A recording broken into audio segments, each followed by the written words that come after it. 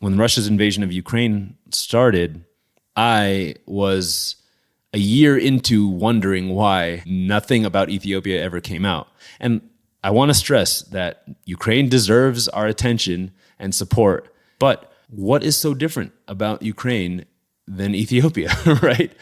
Why do the people of Ukraine get interviews on the ground in random villages with people that are just having to go through some of the most horrific nightmares of conflict, whereas in Ethiopia, I have not seen a single interview with a single person on any news channel in the US. And so they're just faceless people starving to death currently in Tigray and in neighboring regions. And there's just nothing that can be done about it.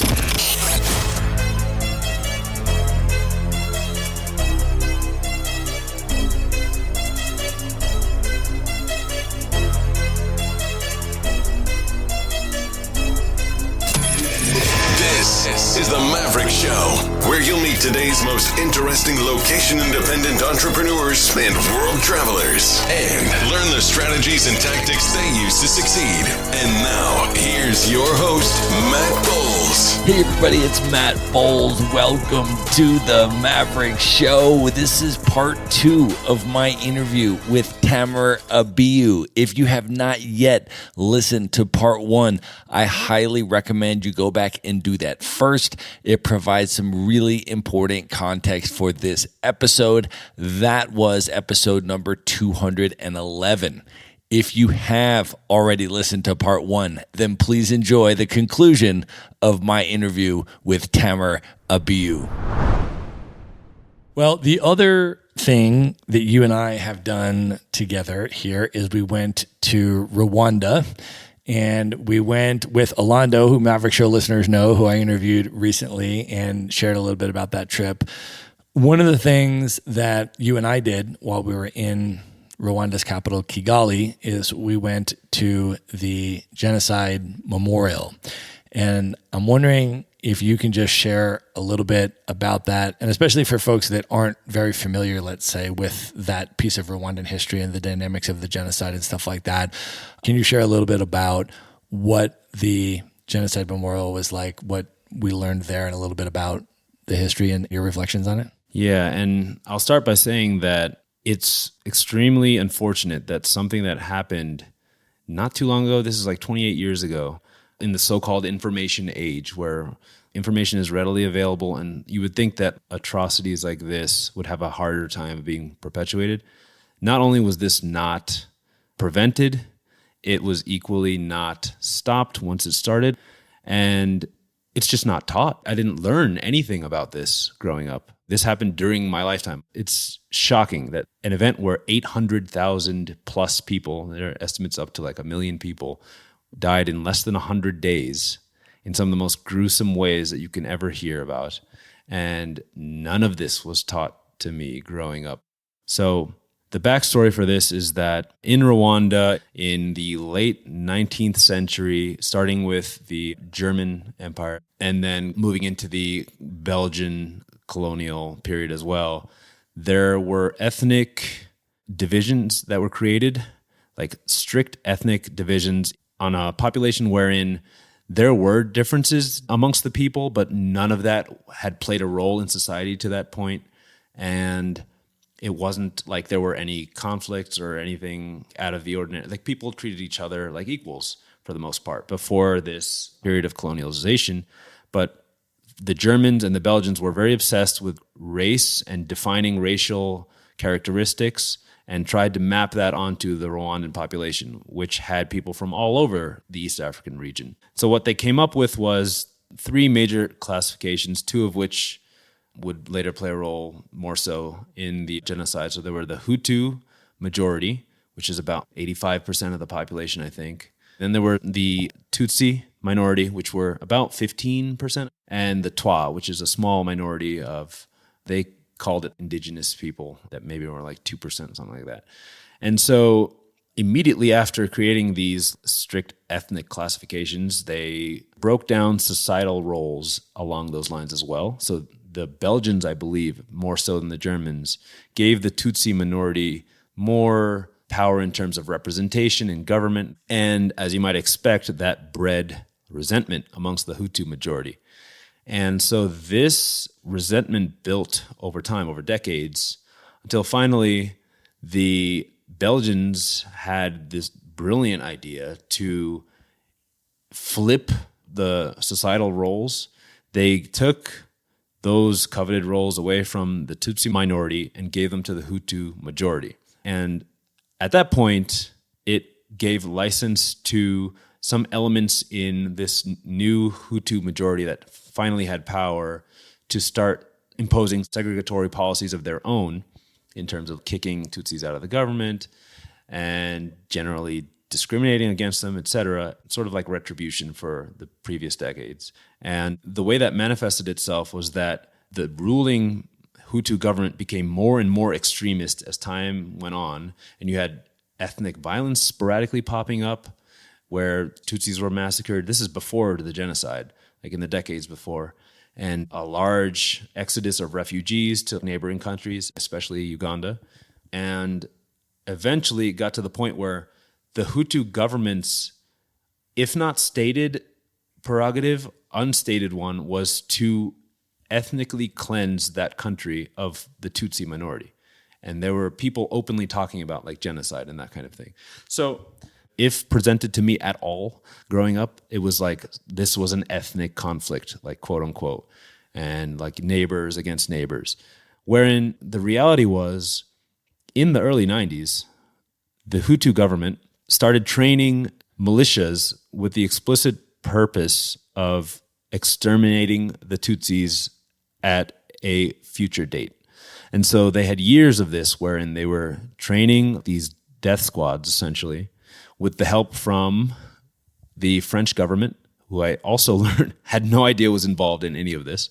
But the French government was actively supporting the Rwandan government in the years leading up to and even during the genocide itself, and then immediately afterwards as well in a different way, by providing a safe corridor for the genocidaires to flee into neighboring what was then Zaire. And so the militias were well prepared for this extermination final solution when the tinderbox event happened, which was the president of Rwanda's plane was shot down in the spring of 94. And within hours, this militia, this well-trained militia that had been preparing to commit this genocide, geared up and went into full genocide mode, essentially. They had roadblocks set up. They immediately started targeting Tutsis in their homes because they had already had a registry of where all the Tutsis lived. And then they went like city to city, urging as many Tutsis as they could find.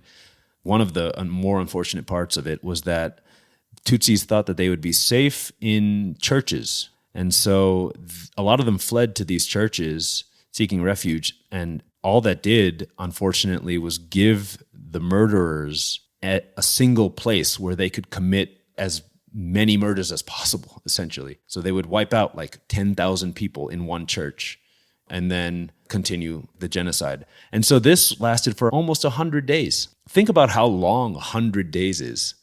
This isn't the era of mail and telegrams and that kind of thing. We had phone service, we had internet service. For the most part, we had well-developed modern communication tools wherein people knew what was going on in this country. The United Nations had been informed, they did nothing about it. The French government had been informed, they did nothing about it. Obviously, the US did nothing. And so this just went on with thousands of people being murdered per day until what stopped it was, and I think you went to a separate museum that was dedicated to this next part, but there was a group formed by refugees that had fled to Uganda in the years before this genocide that had become armed and were trying to take back control of their government in Rwanda through an invasion from the Uganda side. And this group, once they learned about the genocide, fully invaded and managed to make their way all the way to the capital, Kigali, and overthrow the government. And it was only at that point that the killing stopped. And without that, without intervention, imagine how many more thousands of lives would have been lost before someone had done something about that. And that's one of the more like heartbreaking parts, is that the world was just content to let this happen. Yeah, it was really remarkably heartbreaking to understand the range of actors. And you understand that the Catholic Church leadership was involved with aiding, abetting, and carrying out the genocide. The French government was involved with aiding, abetting, and carrying out the genocide. The United Nations evacuated their own people, the peacekeepers. They evacuated the foreign nationals. They did not evacuate the Tutsis or intervene in any way to prevent them meaningfully from being completely wiped out. Yeah, I think there was one exhibit that had a quote on it that said the number of UN peacekeepers that were used to evacuate foreign nationals would have been sufficient to stop the genocide. Right. Which really, like, it hits home, like how little they cared. It was really remarkable. And then to add to that experience of going through the museum and reading about it and seeing the documentation of it all and understanding the lead up to all of this and how this comes about was the fact that this Genocide Memorial Museum is also the burial ground of a mass grave of 250,000 of the victims. Right. You walk outside of the museum and there are these concrete slabs, maybe 11 or 12 slabs on the ground with really no marking on them, maybe the occasional flower here and there, and then a plaque or something that says, please do not walk on the graves. And that's where 250,000 people are buried. It's just, you can't even wrap your head around what that is. Yeah, it was an incredibly powerful day. One of the other things that they have in the Memorial Museum there, which they have in a number of different genocide museums that I've been to, is they have examples of other genocides that have been carried out. And in this particular museum, they show the Nazi Holocaust and they show the Khmer Rouge genocide in Cambodia. And then they show another genocide, which I thought was really, really, really important. And I hadn't seen highlighted in as high of a profile in any other museum as was highlighted here because of its direct relevance to this one. And that was the genocide that was carried out by the German government about 30 years before the Holocaust. So this would have been early 1900s, 1907 type period. And the German government in 1907 carried out another genocide, which was in present-day Namibia. So this was the German colony in Southwest Africa, and they attempted to completely exterminate the indigenous people there, and then they brought the remains of the slaughtered tribesmen back to Germany and used that to promote racial superiority. And the reason why that is so directly related and relevant to the Rwandan genocide, which happened 80 or 90 years later, is because the Germans, at the same time they were doing that in Southwest Africa, also controlled the East African colony of present-day Rwanda. So the Germans were in both places, and they were promoting race science and racial superiority in similar ways, and that is what was really the origins that you just talked about of that artificial ethnic power distinction between Hutus and Tutsis that were constructed that eventually 80 plus years later led to this genocide. Yeah, and I consider the Rwandan genocide to be on the conscience of the entire modern world because we had the capability to stop it and we chose not to. It was a conscious choice not to do something. And it was within our lifetimes, and it's the direct result of some of these Western powers that had a hand in creating these divisions. And so it's sad when things like this happen in countries that people in the West, especially, that's where I'm from, so that's all I can speak to, just either ignore it or just grow up not knowing about it. And that's tragic. I want to build on that and talk about another example of ethnic cleansing that has been going on over the last couple of years in the Tigray region of Ethiopia, which I think in a very similar way is something that is not getting a lot of coverage in certainly the mainstream American media, for sure, as atrocities of just devastating scale have been carried out there over the last couple of years. But I want to just start off by just letting you talk a little bit about what's been going on, just for people that aren't familiar with this at all. I'm happy to talk about this. I think a good place to start is just some background here on the politics that are at play in Ethiopia. In Ethiopia, unfortunately, a lot of the politics is along racial tribal lines. So you have political parties that are heavily associated with the region of the country where the tribe that they represent is located. And so there are many tribes in Ethiopia.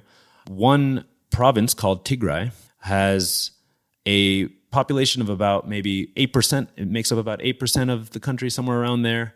And for several reasons that we don't need to get into now, this region and its political party had an outsized influence on politics in Ethiopia for the last 3 decades, going from the end of the communist era, like I talked about earlier, until about 2018. This political party was basically the de facto ruling party in Ethiopia. And so in 2018, the power balance shifted, and the person from outside of that political party was elected prime minister. His name is Abiy Ahmed. He's the current prime minister of Ethiopia. You may have heard of him because, ironically, he won a Nobel Peace Prize recently for mediating an end to the conflict with Eritrea. So hold on to that for ironic purposes. So back to Tigray. This political party that was no longer in power basically receded to the Tigray region in the north and is still the influential power of that region. But 2020 happened. In 2020, with COVID as a pretense, the Ethiopian government decided to postpone elections, and there had been mounting tension between the federal government and this former ruling party for a while. And obviously, at that moment, that caused the relationship to sour beyond repair. And there was an attack on a federal military base in northern Ethiopia by the TPLF, the Tigray People's Liberation Front, which is the name of that party, the former ruling party. And this sparked an immediate all-out civil war.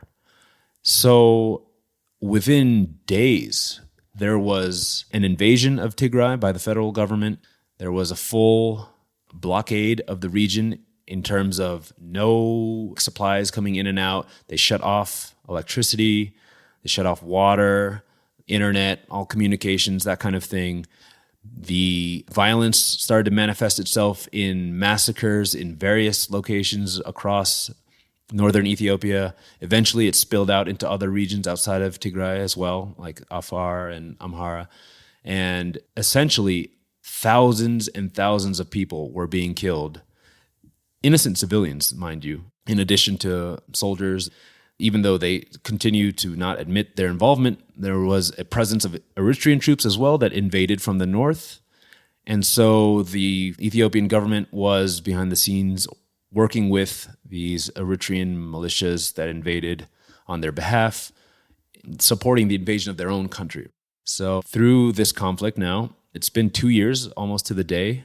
There are estimates of 700 to 800,000 people who have died, both from direct violence in terms of being in conflict zones, from starvation, because this region has been completely cut off from the world. And as you may know, the Horn of Africa is in a severe drought and has been for several years now. This is the 5th straight failed rainy season in this part of the world. And so I don't even know how the people that are being cut off from supplies and humanitarian aid are surviving for all this time, but there are people dying of starvation. And I think my main point that I want to make here is none of this is breaking through to American media. I know for a fact I have never seen a story about this conflict on CNN, on NBC, or any other mainstream media source in the US. And I've searched. I've even looked online. I can't find anything that would have made it to a primetime audience or some sort of mass market. And it's the most frustrating thing that I could ever imagine. Yeah, I mean, the extent of the atrocities, which are just absolutely horrific, and unfortunately, they're the standard types of atrocities that occur in ethnic cleansing situations. In Tigray, there's been mass rapes. There's been systemic torture of civilian populations, systemic massacres of large groups of civilians and things of this nature. And it's really, really similar to the things that we just read about in Rwanda have been going on in Tigray over the last couple of years and getting very little media coverage. Yeah, and I think in the early days of it, I just assumed that when the U.S. sort of had like a like a slow news day or something like that, I would eventually see something about this conflict. The first few weeks, I was just like, okay, eventually we're going to hear about how a province of 6+ million people has been completely cut off from the rest of the world and is being invaded by its own government. I would have assumed that would have made a news story at some point, but there was nothing, and that lasted for months and months and months. The lack of attention to this is directly contributing at this point to people dying. Because if there was international pressure on this government to open up this region to humanitarian aid, open it up to journalists and that kind of thing, how many lives could have been saved by just shining a spotlight on this?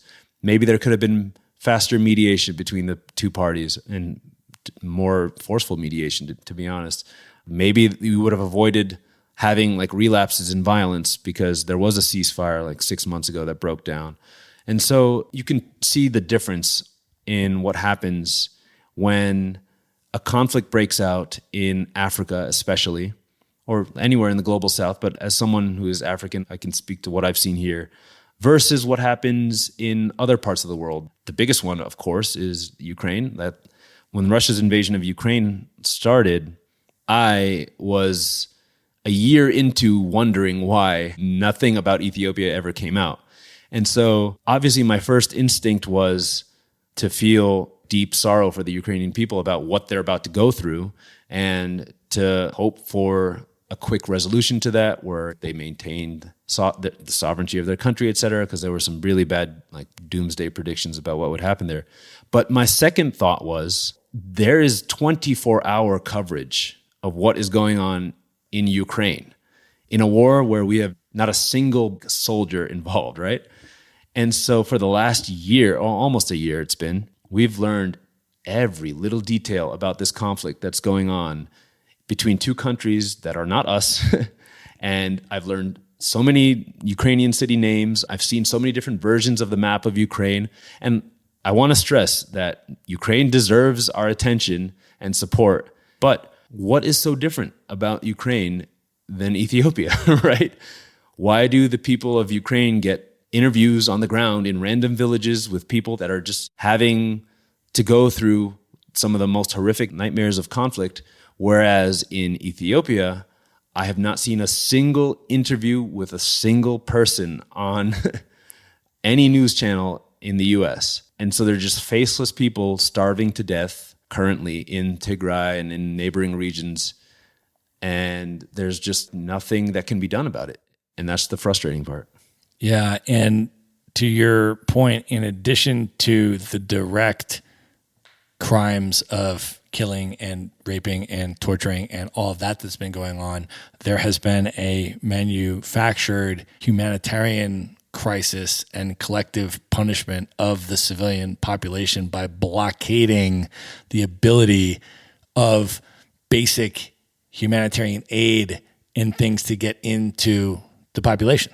Yeah, and it's really eye-opening too, because what an amazingly horrific thing that this government has discovered, or at least some of these governments are discovering now, which is that if you cut off communication to a region, you almost have carte blanche to do whatever you want in this region and have some weird kind of plausible deniability where the international media can just say there's conflict happening there and hand wave it. Imagine like you were an unsupported province that's completely cut off from all humanitarian aid, and people have been in that situation for 2 years, and they still call it people on the verge of starvation, or they'll say they're food insecurity or something like some euphemism like that, where it's like, no, these people are not on the verge of starvation. They're actively starving to death right now.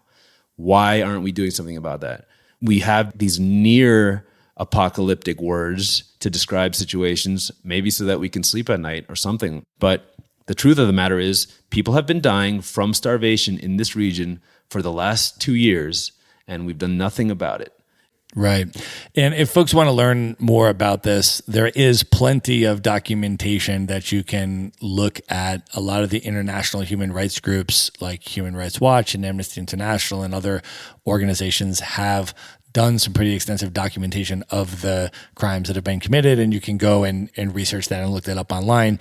But a lot of it has not broken through in any meaningful way into the American media. There have, however, been some political developments just literally while we've been here, and in fact in the very city that we are in Nairobi, Kenya, just this past week. Do you want to talk about where things currently stand and what your thoughts are on those developments? Yeah, it really is a weird confluence of events right now. So we're in Nairobi, and I think within the last couple of days, the representatives from the federal government and the leader of the Tigray rebel force have met here in Nairobi to agree to a peace treaty, which I'm a bit more optimistic about than the previous ceasefire, because that didn't have really, I guess, strong formal terms, and it broke down within a couple of months. And they were on the verge of continued and lasting disaster after that ceasefire broke down, because conflict had come closer and closer to Addis Ababa, the capital. Both sides were amassing thousands of more soldiers, conscripts, that kind of thing. And it was looking like it could be an extremely, even more prolonged war than it already has been. But this peace treaty has been agreed to by both sides. So I'm cautiously optimistic about this, because honestly, I don't know how much longer the people in that society can survive living in such a state. They're going to open up the humanitarian corridors again. Hopefully they'll be honest about that. Yeah, we'll see what happens. Yeah, they literally just signed the agreement that was negotiated in Nairobi last week to allow humanitarian aid into the Tigray region.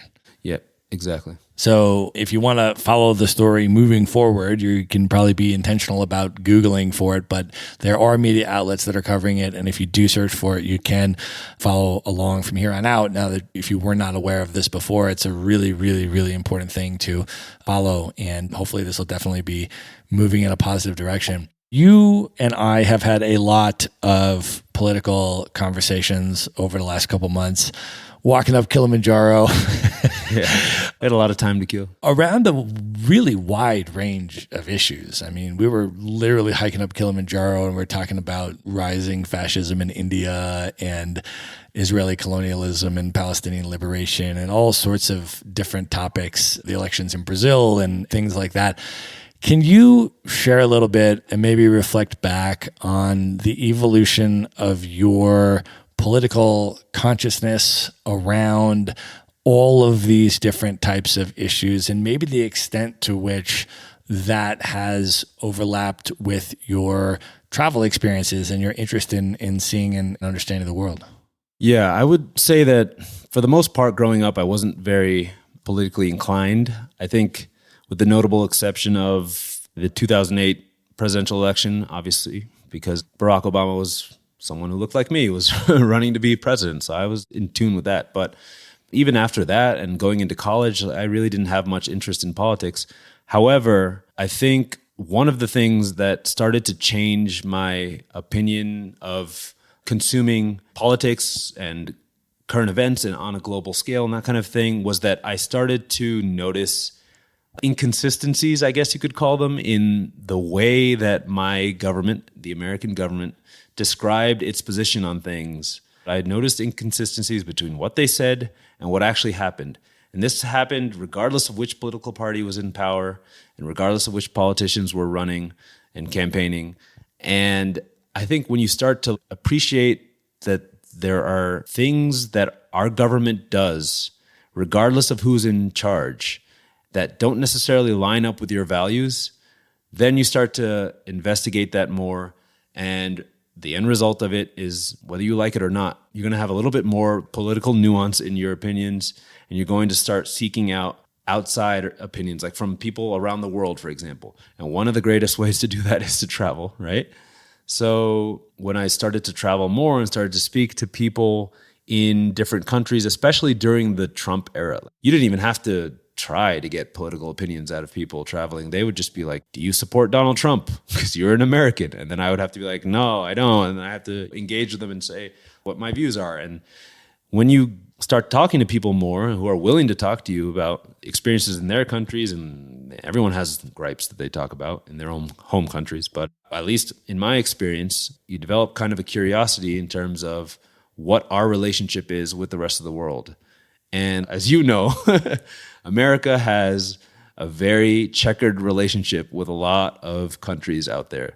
And whenever I heard about a different conflict in some part of the world that may or may not have been tied to something the U.S. did within the past century or so, I would look it up and just learn a little bit more about that. And you start to find different documentaries and programs and that kind of thing online, and you broaden your horizon that way. I think my biggest driving force, really, if I were to nail it down to one thing, is that I really hate hypocrisy. And there's a lot of hypocrisy to be found in political dialogue, especially from people that hold elected office. And for you to just blindly consume whatever people tell you without necessarily being as informed as possible on those subjects, I think you do a disservice to yourself. And it's just not really compatible, in my opinion, with traveling, at least in the sense that, like we do it, is because we try to be conscientious members of this global community. We don't want to just say whatever we were taught growing up. Like, there's more out there to know. And so those two things definitely go hand in hand. Being more politically informed and traveling, I think they go hand in hand. I agree. I think it's super important, particularly for people to understand the role of their own government's policies in other countries that they're going to, currently and historically. Mm-hmm. So as an American, when I walk into, say, a country in Southeast Asia like Laos or Vietnam, and to understand the history of my government's role in creating the contemporary situation that exists there right now, and what I am stepping into, I think is super important. The same thing with Central America and South America, where the United States was funding, backing, arming, training death squads and atrocities that in some cases escalate all the way to genocide, in other cases overthrowing democracies, installing dictatorships, all this kind of stuff, and creating situations that I am walking into. And I think in general, it's important to know the history of a place to understand the contemporary context, but particularly and especially when your own government has been involved in creating that. I agree 100%. And I think that there's a lot of American history, like you say, that overlaps with the histories of countries that we've been to and that we continue to go to. And you just don't want to feel like an ignorant American when you show up in Vietnam or something and you have no idea what's going on. Because I can tell you for a fact, I did not learn much about the Vietnam War growing up. I didn't learn about the Rwandan genocide. I didn't learn about all of these. And it's not because I was uninterested. It's just this was the curriculum in the community that I grew up in. And I grew up in a pretty diverse community. So I'm sure most of America is probably in the same boat as me. But it's for your own personal sake and for just being a good traveler. If you are open to history and just learning about the history of these places, then it'll enrich like the rest of your life as well. You will have a more nuanced appreciation for the countries that you visit. You will have more nuanced opinions in terms of your own political opinions, whatever you are, whether you're liberal, conservative, what have you, in the entire spectrum of that. And yeah, it's intellectual curiosity in terms of the history of your own country is definitely, I think, a prerequisite to being a good person and a good traveler. And how do you find information beyond the mainstream narratives of the media and the education system, which obviously don't teach you about a lot of this stuff. To your point, like you've gone through really incredibly high quality education. You went to one of the top universities on the planet of Earth. You went to Yale, and you were able to get through all of this education, and still they don't necessarily teach you about a lot of this U.S. foreign policy history, as well as the contemporary stuff in terms of the narratives we're exposed to about why the U.S. is funding Israel, why the U.S. is funding Saudi Arabia, why the U.S. has funded all of these other incredibly repressive regimes over years and years and years around the world.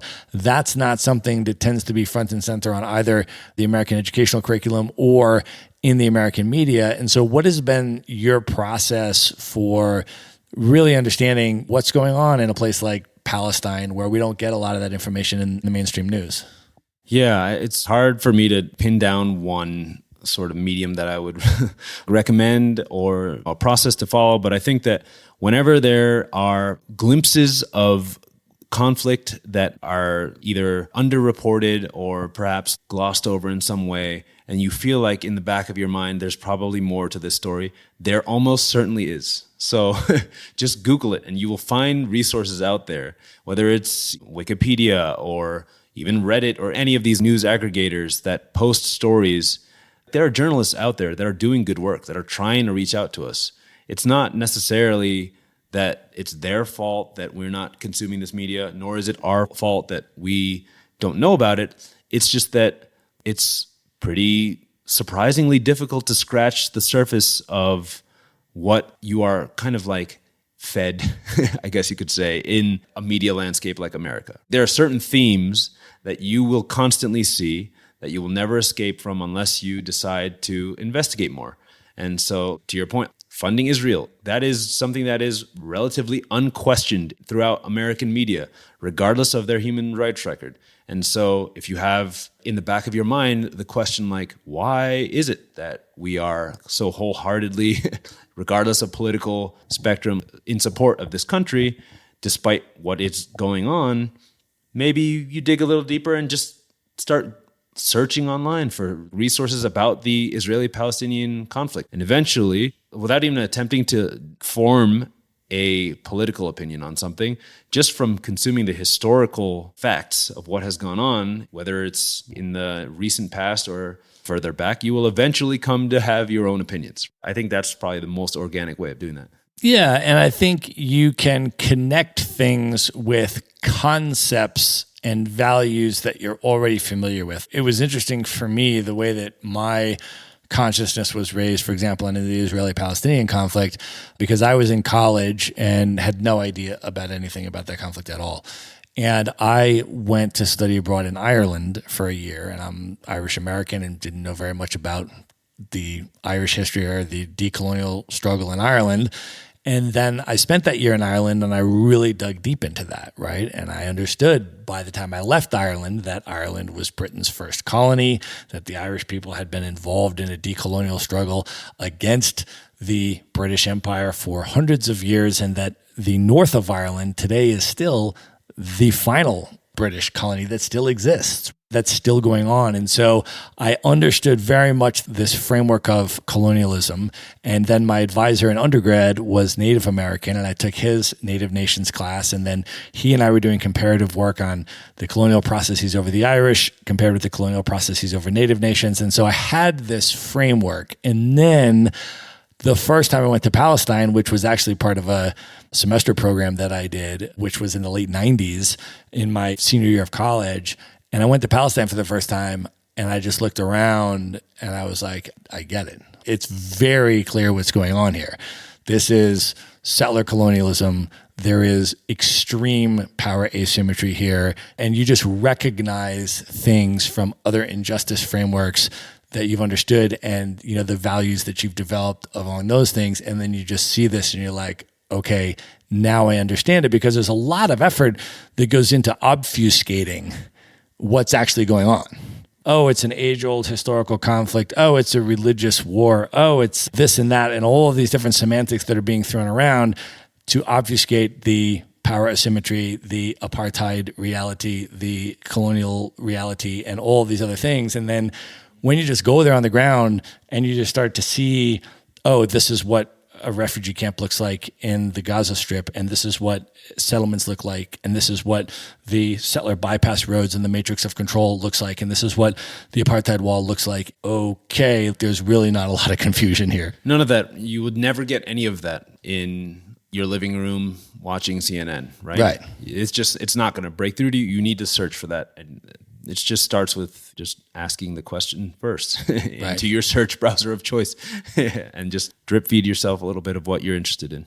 Right. And I think also getting to know other people that have more information about certain things than you do and asking them to recommend you sources on that stuff and having conversations with people and being open-minded in terms of self-reflecting and learning on different things and all of that, I think is a super important part, which is also one of the values of travel, talking with both local folks in the places that we are about their own history and struggle and everything, as well as talking to other travelers who have maybe been to other places and put a lot of time into thinking and learning about things that we're not familiar with, right? I mean, hopefully, for example, some people on our trip that didn't know much about the situation in Tigray before coming on this trip, after having interacted with you, will now learn a lot more about that and be more aware about that and can now tell other people about that. Yeah, I think the mind share of just being informed as you travel is like constantly growing for me.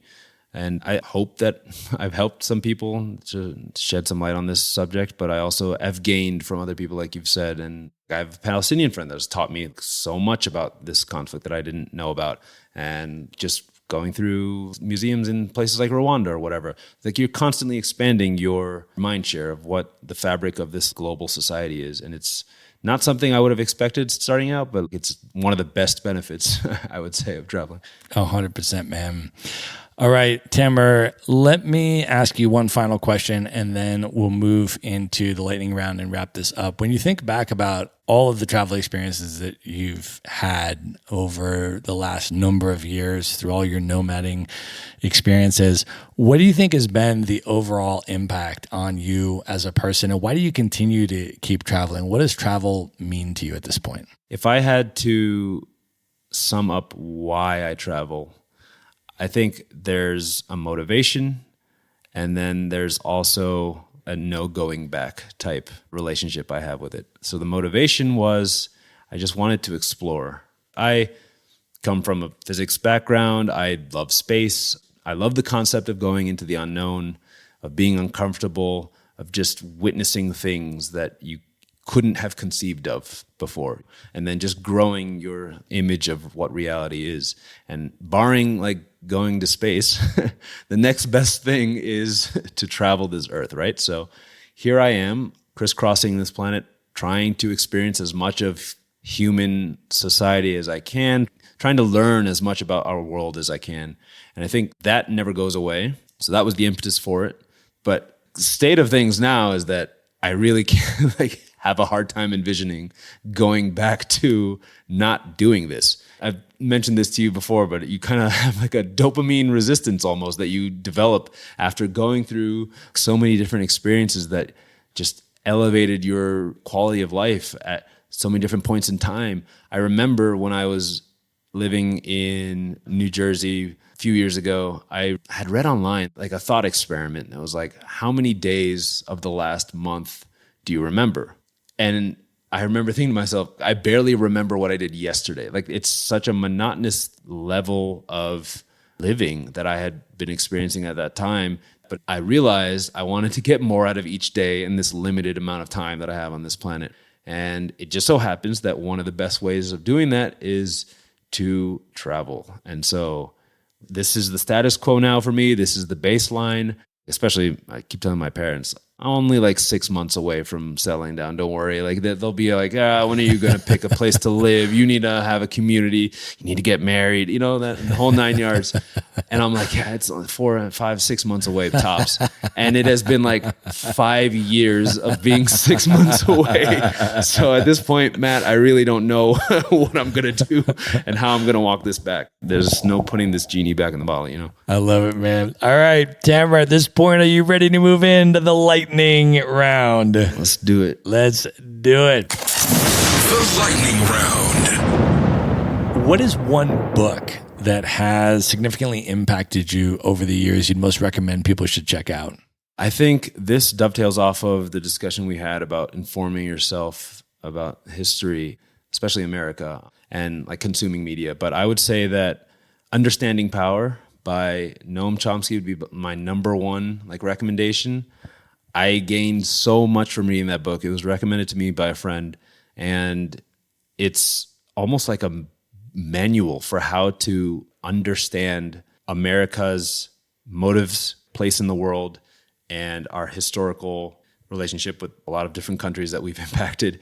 And after reading that book, I consume media totally differently. I can sit here and watch the same CNN program that I was watching 10 years ago, and rather than just take everything at face value, I can read through the obfuscation that you've talked about in terms of how they describe certain conflicts and certain interests around the world.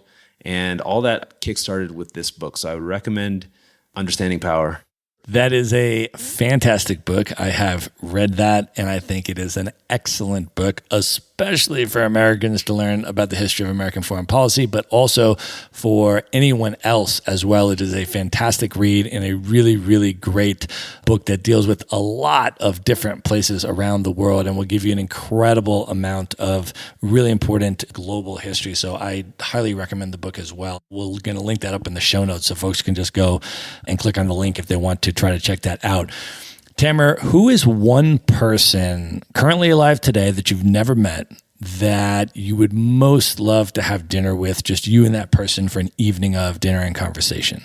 The first name that comes to mind, honestly, is Barack Obama, President Obama, because for multiple reasons, actually. So one would be, what was your mindset, I guess? You know how they say people that think they can be president are all like delusional psychopaths? I wanted to know what his mindset was in the early years of his political career and whether he saw himself doing something like that.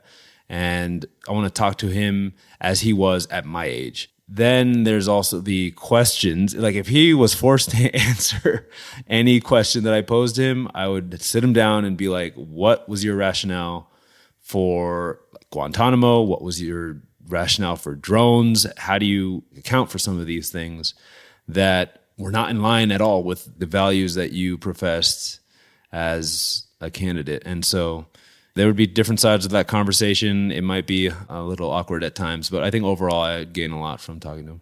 All right, Tamer, what is one travel hack that you use that you can recommend? My most valuable item traveling other than my passport is my noise-canceling headphones. Bring them with you and then use them on flights, especially if you have a hard time sleeping like I do. Just put them on. Don't worry about the movie. Just like put these headphones on with either really low music or no music at all. Get a window seat and just enjoy cutting out 80% of your trip, and so that you can just wake up when you land. It's as simple as that.